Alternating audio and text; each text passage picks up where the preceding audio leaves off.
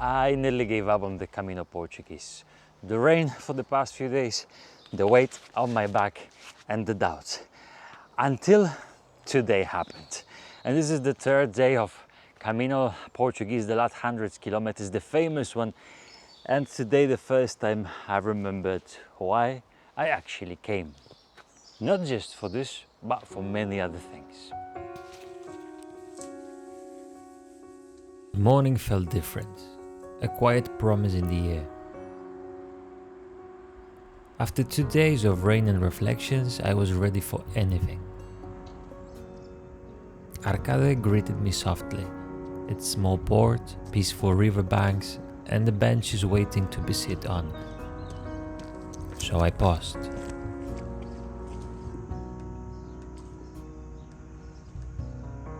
The river looked like a polished mirror. A few boats rocked gently, anchored, patient, like they knew that even stillness has a purpose. I took a moment for Qigong to root into the ground, to align with the breath, to harmonize with the day before me.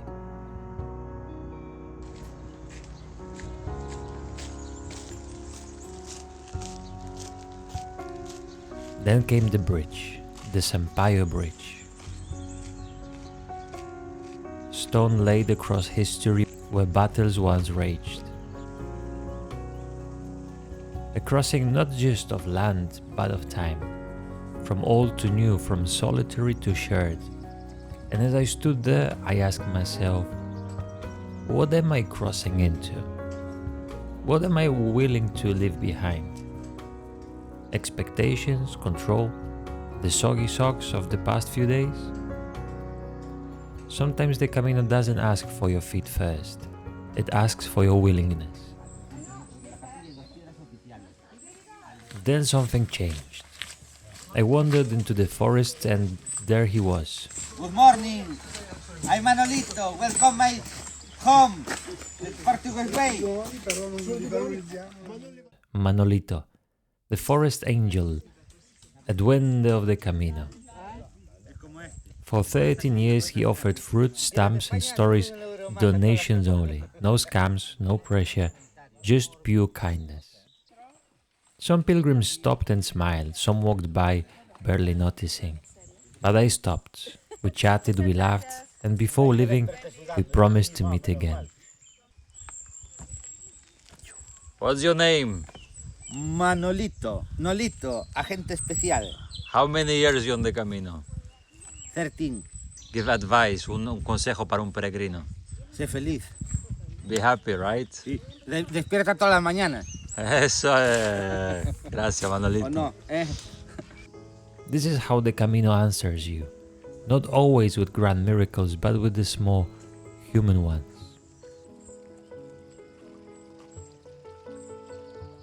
After that, the silence began to crack. A couple of friends from Canada, pilgrims from Poland and Netherlands, stories, laughter, shared steps. It was as if the Camino had waited to see, are you ready now for others? And I was. So it's 12 o'clock and we are just before Pontevedra. It seems that there's lots of joy, contentment in the air. People engaging quite often. I don't know, maybe it's because of the weather, or maybe because I have no idea. But I love it. I love it. Definitely I love it. We took the variant trail along the river to Mesa, a wider, less traveled route, moody, raw, unpredictable. But something about it felt right. I didn't want the polished version of the Camino. I wanted the one with smoked edges and a sincere effort. And that's exactly what it gave me.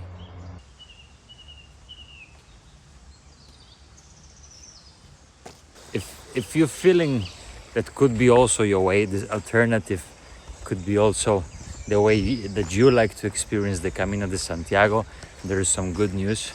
Next year, maybe even on the end of this, we're gonna make some trips, walking retreats with Caminotellers. Small little groups of like-minded people, individuals just like you, and gonna walk this Portuguese way, the way which is not in the guides, which is not written on the main routes, which is not what everyone else does. So just in the description there is a waiting list. Put your name there, put your preference, and let's make the next year the most unforgettable journeys you've been living so far.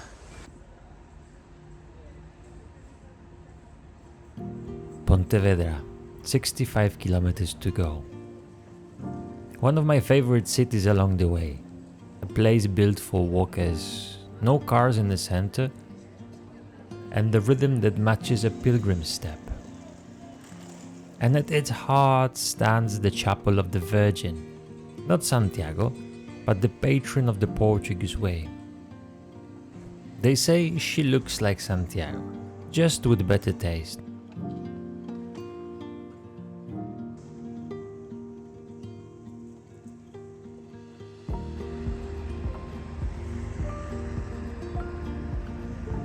But I didn't stay in Pontevedra. I walked a few more kilometers to one of the last remaining donation-based albergues. Why? Because these places, they're the heartbeat of the Camino. They reminded me of the albergues on the French way. Gragnon, Tos Santos, San Anton, Zabaldica, San Nicolas. In those places, there is no transaction, only trust.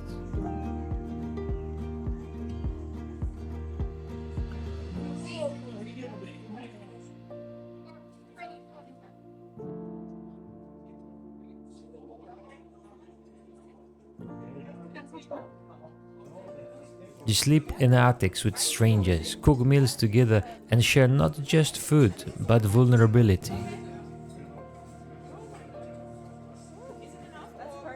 To be here, you are fulfilling a tradition with 885 years old, the Portuguese Camino.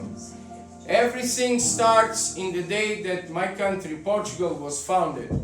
Our first king was surprised by a huge Islamic army. And by chance, he survived to the battle, and the Christians won. On that day, he rose the sword and he said, "I'm king of Portugal and you are the Portuguese." It was the 25th of July of the year 1139, 885 years ago. So, to be thankful to the Apostle Santiago, all the surviving army walked till Santiago.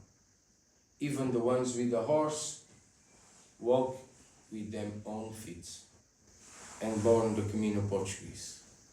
No booking links, no card machines, just a box of donation and a host who makes you feel like family. And at Bruno's albergue, the spirit lives on. And every one of you has a different Camino. But the goal of the Camino is to arrive to the one. Be one with the one. And tonight we are fulfilling a tradition with 1200 years of story. 30 of us from all over the world sitting at the table, passing the bread, blessing the meal. And for one night we weren't travelers, we were a tribe. And this is why I walk the Camino. Not for the views, not for the distance, but for the moments where you feel deeply human, raw, real, and connected. And in the next episode, the final days, Santiago comes quicker than expected, and I realize why I might not walk this route again. Join me for the last episode to understand why endings often say more than beginnings. And if you're wondering what to bring, check out my Camino packing list or Erica's. We've tried everything, especially in the rain.